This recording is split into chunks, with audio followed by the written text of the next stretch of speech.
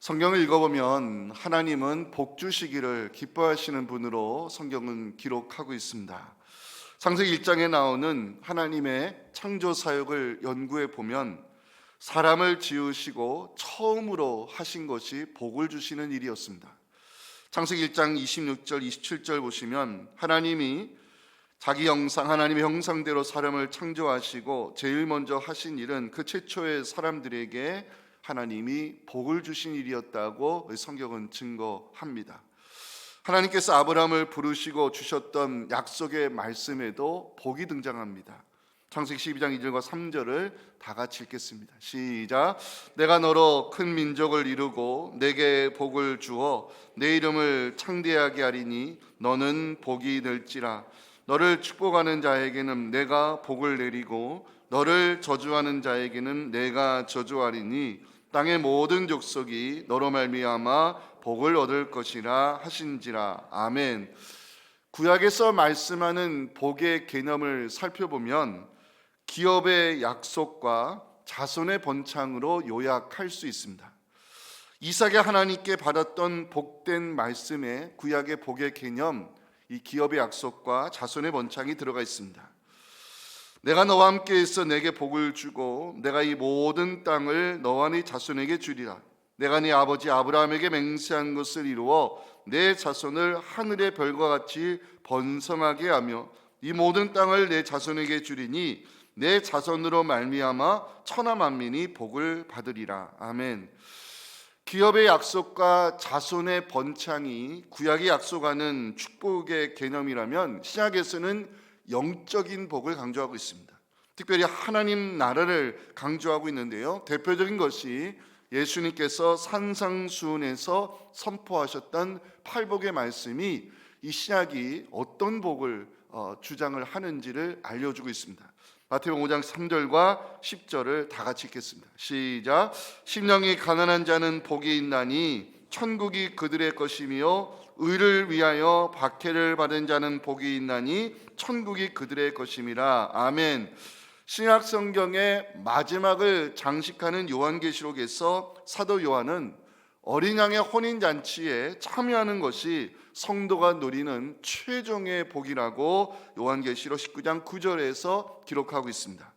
천사가 내게 말하기를 기록하라. 어린 양의 혼인잔치에 청함을 받은 자들은 복이 있다고 성경은 말씀합니다. 우리가 믿는 하나님 복 주시기를 기뻐하시고 기업의 약속과 자손의 번창으로 시작한 이 구약의 복이 신약에서는 하나님 나라를 차지하는 자가 복 있는 사람이며 그리스도가 오시는 그 재림의 날 천국 잔치 어린 양의 잔치에 들어가는 자가 마지막 복을 받는 자라고 성경은 강조하고 있습니다. 신년 특세 설교 준비하면서 이 마지막 날에는 성도들을 말씀으로 축복을 하는 성령의 감동을 받게 되었습니다. 오늘 함께 나눌 말씀 제사장의 축복 기도로 알려져 있는데요. 23절 보시면 하나님은 제사장들에게 이스라엘 자손을 이렇게 축복하라고 말씀하고 있습니다. 히브리 성경에 보면 이 제사장의 축복 기도의 단수가 6번 등장하고 있습니다. 제사장의 축복 기도 크게 보면 이스라엘 공동체를 위한 축복 선언이기도 하지만 개인을 향한 하나님의 복을 선포하는 말씀으로 이해할 수 있습니다. 제사장들이 선포해야 될 복이 무엇인가? 그 첫 번째 복의 내용이 24절에 나오는데요. 같이 읽겠습니다. 시작. 여호와는 내게 복을 주시고 너를 지키시기를 원하며 하나님의 지켜주심과 보호하심이 제사장이 선포해야 될 첫 번째 복이라고 모세는 이야기하고 있습니다. 두 번째 복의 내용은 25절에 나옵니다. 여호와는 그의 얼굴을 내게 비추사 은혜 베푸시기를 원하며 하나님이 얼굴을 비치는 곳에 은혜가 임한다고 성경이 그 복을 강조하고 있습니다. 세 번째 복의 내용 26절을 다 같이 읽겠습니다. 시작. 여호와는 그 얼굴을 내게로 향하여 드사 평강 주시기를 원하노라 할지니라 하라. 아멘. 평강 샬롬의 축복은 하나님이 주시는 복의 절정이자 주의 백성이 누릴 수 있는 최고의 복이라 말할 수 있습니다. 오늘 신년 특세 마지막 날입니다. 새해를 시작하는 우리에게 하나님께서 주고자 하시는 복이 무엇인지, 우리가 간구해야 될 축복이 무엇인지 함께 살펴보며 말씀의 은혜를 나누겠습니다. 첫째 메시지 같이 한번 읽어봅니다. 시작. 우리가 간구해야 할 복은 하나님의 지켜주심과 보호하심입니다. 자, 24절 보실까요? 여호와는 내게 복을 주시고 너를 지키시기를 원하며. 제사장의 축복교회에서 선포하는 첫 번째 복은 하나님의 지켜주심입니다. 기억하실 것은 구약에서 말씀하는 복의 개념에는요, 물질과 영적인 복을 동시에 강조하고 있다는 것입니다. 신명기 28장 3절부터 6절에 보면 현실을 살아온 우리에게 그 물질의 복을 성경이 약속하고 있습니다.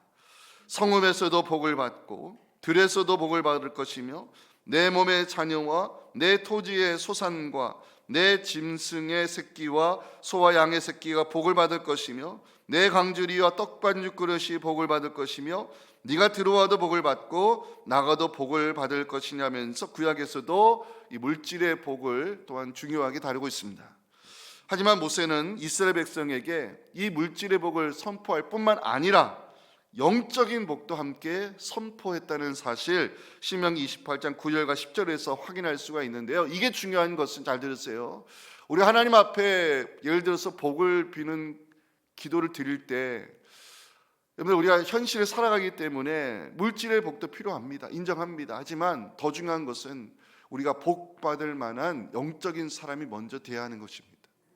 복 받을 사람이 먼저 돼야 하나님 우리에게 복을 주시는 이유가 되겠죠. 그래서 이 말씀이 더 중요합니다. 같이 읽겠습니다. 시작. 여호와께서 내게 맹세하신 대로 너를 세워 자기의 성민이 되게 하시리니 이는 네가 네 하나님 여호와의 명령을 지켜 그 길로 너를 행할 것임이니라. 땅의 모든 백성이 여호와의 이름이 너를 위하여 불리는 것을 보고 너를 두려워하리라. 아멘. 중요한 것은 이 물질의 복, 영적인 복, 하나님이 지켜주실 때 그 복을 누릴 수 있다는 사실입니다. 우리가 살아가는 현실에는 어떤 불행한 일이 다가올지 아무도 모릅니다. 이 악한 영의 세력들 언제 우리를 넘어뜨릴지 모릅니다. 그래서 성경은 이 불행한 상황, 재해, 악한 영으로부터 하나님이 지켜주시고 보호해 주시는 것이 첫 번째 복이라고 강조하고 있습니다. 작년에 한국을 좋아하는 일본 부녀가 이 서울로 여행을 오셨다가 음주 운전자가 모는 차에 치여서 사망했다는 뉴스를 보았습니다.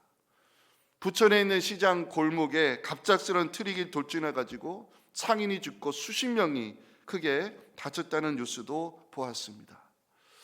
원치 않는 이 질병이 찾아오면 그 사람뿐만 아니라 가족 전체가 삶의 무게를 느끼며 힘들게 살아가야 됩니다. 불행한 상황, 재해, 원치 않은 질병 언제든지 우리의 삶을 위협할 수 있습니다. 또한 성도는 성령 안에서 영적인 삶을 살아가기 때문에 악한 영들은 언제나 우리를 넘어뜨릴 기회를 찾고 있습니다. 그래서 다윗은 악의 세력으로부터 우리를 보호해 주시는 분은 하나님밖에 없다고 시편 37편 28절에서 고백하고 있는데요. 다 같이 읽어야 될 말씀입니다. 시작. 여호와께서 정의를 사랑하시고 그의 성도를 버리지 아니하심이로다. 그들은 영원히 보호를 받으나 악인의 자손은 끊어지리로다. 아멘. 하나님의 지켜주심과 보호하심이 얼마나 중요한가 시편 127편 1절에서 우리 이 복의 중요성을 확인할 수 있습니다. 여호와께서 집을 세우지 아니하시면 세우는 자의 수고가 헛되며 여호와께서 성을 지키지 아니하시면 파수꾼에 끼어 있으면 헛되다고 성경은 강조합니다. 사랑하는 성도 여러분, 하나님께서 올 한 해 여러분들의 가정과 자녀들을 지켜주시기를 주의 이름으로 축복합니다. 하나님께서 우리 삶의 자리를 불행한 일로부터 지켜주시기를 간절히 소망합니다. 세상 사람들은요, 돈이 있으면 내 인생이 든든하다고, 돈이 인생을 지켜준다고 생각합니다. 그러나 믿음으로 살아가는 성도는 우리를 지켜주실 수 있는 분은 하나님밖에 없음을 고백해야 합니다. 하나님께서 우리의 가정과 자녀들, 우리 교회를 올 한 해도 은혜 가운데 능력의 팔로 지켜주시기를 소망하며 시편 121편을 다 같이 기도하는 마음으로 읽겠습니다. 시작. 내가 산을 향하여 눈을 들리라. 나의 도움이 어디서 올까? 나의 도움은 천지를 지으신 여호와에게서로다. 여호와께서 너를 실족하지 아니하게 하시며 너를 지키시는 이가 졸지 아니하시리로다. 이스라엘을 지키시는 이는 졸지도 아니하시고 주무시지도 아니하시리로다. 여호와는 너를 지키시는 이시라. 여호와께서 내 오른쪽에서 내 그늘이 되시나니 낮의 해가 너를 상하게 하지 아니하며 밤의 달도 너를 해치지 아니하리로다. 여호와께서 너를 지켜 모든 환난을 명하게 하시며 또 내 영혼을 지키시리로다. 여호와께서 너의 출입을 지금부터 영원까지 지키시리로다. 아멘. 두 번째 메시지 같이 읽어봅니다. 시작. 우리가 간구해야 할 복은 하나님의 사랑과 은혜라고 오늘 25절에서 말씀하고 있는데요. 보실까요? 여호와는 그의 얼굴을 내게 비추사 은혜 베푸시기를 원하며, 우리가 주목해야 될 것은 하나님의 얼굴입니다. 그 얼굴을 내게 비추사, 이 비추다는 단어는 밝아지다는 뜻인데요, 하나님께서 밝은 얼굴로, 기쁜 얼굴로 너희들을 대하시기를 이 제사장이 간구하고 있습니다. 하나님이 기쁜 얼굴로 대하시는 것이 왜 중요할까요? 하나님이 밝은 얼굴로 대하는 사람에게는 사랑과 은혜가 주어지기 때문입니다. 시편 31편 16절을 함께 읽겠습니다. 시작. 주의 얼굴을 주의 종에게 비추시고 주의 사랑으로 나를 구원하소서. 하나님이 기쁜 얼굴로 대하는 사람에게 사랑과 은혜가 임한다는 말씀, 이게 어떤 의미냐면요, 첫 손주가 생겼을 때 그 손주가 건강히 자라난 것을 볼 때 손주를 바라보는 할아버지가 아니라 할아버지, 그 할머니 얼굴을 보시면 이 밝은 얼굴, 기쁜 얼굴 대한다는 것이 무엇인지를 알 수 있습니다. 손주를 바라보는 할아버지, 할머니 얼굴에 언제나 환한 웃음이 있고 기쁨이 있으며 그 얼굴에 사랑과 은혜가 가득합니다. 손주의 모든 것을 사랑으로 바라보고 손주를 위해 무엇이든 해줄 수 있는 그 은혜로운 마음, 이것이 주의 자녀를 바라보는 하나님의 얼굴이라고 성경은 말씀합니다. 중요한 것은 하나님이 기쁜 얼굴로 바라보는 자에게 세상 사람들이 알 수 없는 은혜가 임한다는 것입니다. 25절입니다. 여호와는 그의 얼굴을 내게 비추사 은혜 베푸시기를 원하며, 이 은혜 히브리어로 하나입니다. 하나는 불쌍히 여기다는 뜻인데요, 은혜 받을 자격이 없는 사람에게 호의를 베푸는 행위가 이게 히브리어 하나는 은혜입니다. 성경에서 은혜의 개념을 정확히 설명한 사람은 사도 바울이라 생각됩니다. 로마서 4장 4절 보면 사도 바울은 은혜를 이렇게 정의합니다. 일하는 자에게는 그 삭시 은혜로 여겨지지 아니하고 보수로 여겨진다. 이 말씀의 의미가 뭔지 아세요? 은혜는 우리의 그 수고의 대가가 아니라는 것입니다. 일하는 자에게 수고의 대가로 주어지는 것이 보수이지만 성도가 누리는 은혜는 하나님이 거저 주시는 선물입니다. 기억하실 것은 하나님이 베푸시는 은혜로 말미암아 우리는 윤택하고 품격 있는 삶을 살게 된다는 것입니다. 히브리어 개념으로 이 은혜라는 단어를 제가 이번에 많이 찾아봤습니다. 여기에 품격의 개념이 들어가 있습니다. 하나님이 기쁜 얼굴로 우리의 가정을 돌아보시면 그 가정은 윤택해지고 우리가 품격 있는 삶을 살게 된다고, 그것이 은혜가 주는 유익이라고 성경은 강조하고 있습니다. 저는 올해 살아가면서 여러분들의 가정을 하나님께서 기쁜 얼굴로 대하사 여러분들 가정 속에 윤택해지고 품격 있는 삶을 살아가시기를 주님의 이름으로 축복합니다. 또 하나, 하나님이 얼굴을 비추시는 것에 중요한 이유가 또 있습니다.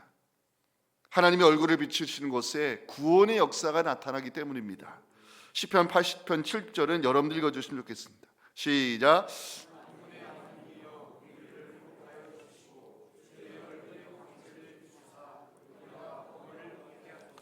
다윗이 대적자들에게 쫓기며 곤경에 처할 때 다윗이 진정 기도했던 것은요, 이 곤경에서 빠져나오기를, 이 어려움의 상황에서 탈출하기를, 이게 다윗의 기도 전부가 아니었습니다.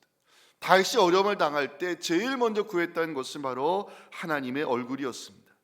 시편 31편 16절 보시면 하나님의 얼굴을 구하는 다윗의 기도가 나와 있습니다. 주의 얼굴을 주의 종에게 비추시고 주의 사랑하심으로 나를 구원하소서. 다윗이 두려워했던 것은요, 대적자들의 칼이 아니었습니다. 다윗이 정말 두려워했던 것은 하나님의 얼굴을 숨기시는 것이었습니다. 시편 13편 1절 보시면 여호와여 어느 때까지니까 나를 영원히 잊으시나이까 주의 얼굴 나에게서 어느 때까지 숨기시겠나이까. 사랑하는 성도 여러분, 올 한 해 살아가실 때 우리가 진정 구해야 될 것은 하나님의 얼굴입니다. 하나님께서 얼굴을 비추는 곳에 은혜가 임하고 하나님의 얼굴을 비추는 곳에 구원의 역사가 나타남을 삶에서 경험하시기를 간절히 소망합니다. 악인들에게는 하나님 얼굴을 숨기시지만 하나님은 택하신 성도들에게 주께서 밝은 얼굴로 대하사 여느 가정이 윤택해지고 여느 삶의 자리에 구원의 역사가 나타나 내게 은혜 베푸신 하나님께 감사와 영광 올려드리는 복된 한 해가 되기를 간절히 소망합니다. 자, 세 번째 메시지 같이 읽겠습니다. 시작. 우리가 간구해야 될 복은 하나님의 임재와 평강의 축복입니다. 자, 25절 마지막 말씀인데요. 여호와는 그 얼굴을 내게로 향하여 드사 평강 주시기를 원하노라 할지니하라. 여호와 얼굴이 또 등장하죠. 25절에 나오는 여호와는 그 얼굴을 내게 비추사와 다른 의미입니다. 여호와는 그 얼굴을 내게로 향하여 드사, 여러분 잘 들으세요. 하나님께서 누군가에게 그 얼굴을 향하여 드신다는 것은 그와 함께 하신다는 하나님 임재의 표현입니다. 예를 들어볼까요? 창세기 4장에 보면 하나님이 가인과 그의 재물을 받지 않았다는 기록 알고 계시죠? 히브리 원문을 보니까 로샤가 들어가 있어요. 로샤. 이게 어떤 의미냐면 하나님이 보지 않았다는 뜻입니다. 다시 말하면 하나님이 가인과 함께하지 않으셨고요, 가인이 드리는 제물에 하나님이 눈길도 주지 않았다는 뜻입니다. 반면에 아벨에 대한 기록을 보면 여호와께서 아벨과 그의 제물을 받으셨다고 창세기는 증거합니다. 히브리 성경으로 표현하면 하나님이 아벨과 함께 하셨고요, 아벨의 제물에 눈길을 주셨다는 의미로 해석이 됩니다. 하나님께서 얼굴을 향하여 드신다는 것, 하나님의 함께 하심으로 나타나고 하나님 임재하심의 축복으로 연결된다는 것, 우리가 요셉의 삶에서 그 예를 또한 찾아볼 수 있습니다. 성경에서 형통의 복을 누린 대표적인 사람이 요셉 아닙니까? 우리가 관심을 가져야 될 것은 요셉이 형통의 복을 누린 이유입니다. 창세기 39장에는 여호와께서 함께 하심으로 요셉이 형통한 자가 되었다는 기록이 여러 구절에 나옵니다. 창세기 39장 2절과 23절은 다 같이 읽겠습니다. 시작. 여호와께서 요셉과 함께 하심으로 그가 형통한 자가 되어 그의 주인 애굽 사람의 집에 있으니 간수장은 그의 손에 맡긴 것을 무엇이든지 살펴보지 아니하셨으니 이는 여호와께서 요셉과 함께 하심이라. 여호와께서 그를 범사에 형통하게 하셨더라. 아멘. 성도의 인생을 살아온 우리가 하나님의 얼굴을 구해야 하는 이유가 여기에 있습니다. 하나님 우리와 함께 하실 때 우리는 하나님의 임재 안에 살게 되고 우리는 형통한 자가 되어서 많은 사람들을 유익하게 하는 축복의 통로가 될 수 있다는 사실, 요셉을 통해 성경이 전하고 싶은 메시지입니다. 저는 이 시간 하나님 말씀에 의지하여 선포합니다. 하나님께서 그 얼굴을 여러분을 향하여 드시기를 간절히 소망합니다. 하나님께서 여러분들과 함께 하셔서 하나님의 임재로 말미암아 우리가 하는 모든 일이 형통하게 되어서 많은 사람들을 유익하게 하는 은혜의 사람 되시기를 주님의 이름으로 축복합니다. 한 가지 더 말씀드리고 싶은 것이 있습니다. 성도는 평강의 축복을 구해야 한다는 것입니다. 자, 26절 마지막 보세요. 평강 주시기를 원하노라. 제사장이 선포하는 마지막 복이 평강의 복, 샬롬의 축복이라고 성경이 강조하고 있어요. 샬롬, 평강은 구약 성경에 236번이나 등장하는 중요한 단어인데요, 이스라엘 사람들은 하나님이 주시는 최고의 복이 샬롬, 우리는 서로 만날 때 안녕하세요 인사하지만 이스라엘 사람들은 서로를 향해서 최고의 복 샬롬 이걸 선포합니다. 국가적으로 보면 평강의 축복은 전쟁이 없는 상태를 말하고요, 개인적으로 보면 이 평강은 불안과 두려움이 없는 상태를 의미합니다. 6.25를 겪어보신 어르신들은 많아죠. 전쟁은 지옥이라고. 이스라엘 민족의 역사는 전쟁의 역사라고 말할 수 있을 정도로 지금도 이스라엘은 주변 나라들과 전쟁 중에 있습니다. 이스라엘 사람들이 통곡의 벽 앞에서 머리를 흔들어가면서 이 전쟁이 없는 샬롬, 평강의 복 주시기를 간구한 이유가 여기에 있습니다. 또한 개인적으로 평강은 불안이 없는 상태를 말합니다. 불안하다는 것은 흔들리는 것을 의미하는데요, 하나님께서 우리를 능력의 손으로 붙들어 주시면 우리는 흔들리지 아니하는 믿음의 사람으로 서게 될 줄로 믿습니다. 성도는 무엇보다 하나님의 얼굴을 구해야 한다고 성경 우리에게 말씀합니다. 하나님이 얼굴을 향하여 드실 때 하나님 우리에게 은혜를 베푸시고 사랑으로 감싸시며 우리 삶의 자리에 구원의 역사가 일어나 하나님의 임재를 느끼며 살아가는 복된 한 해가 되기를 간절히 소망합니다. 성도는 평강의 복을 간구해야 됩니다. 세상 풍파가, 크고 작은 문제들이 우리를 흔들어 놓을 때 우리 하나님 능력의 팔로 우리를 붙들어 주심으로 오늘 사랑 우리에게 샬롬의 축복이 우리 삶의 자리에 임하기를 주의 이름으로 축복합니다. 마지막으로 성도는 하나님의 이름으로 우리 자녀들을 축복하라고 27절에서 말씀하고 있습니다. 다 같이 읽겠습니다. 시작. 그들은 이같이 내 이름으로 우리 자손에게 축복할지니 내가 그들에게 복을 주리라. 아멘. 제사장이 하나님의 이름으로 이스라엘 민족을 축복했다면 믿음의 부모인 우리는 자녀들을 주님의 이름으로 축복해야 될 의무가 있다고 성경은 말씀하고 있습니다.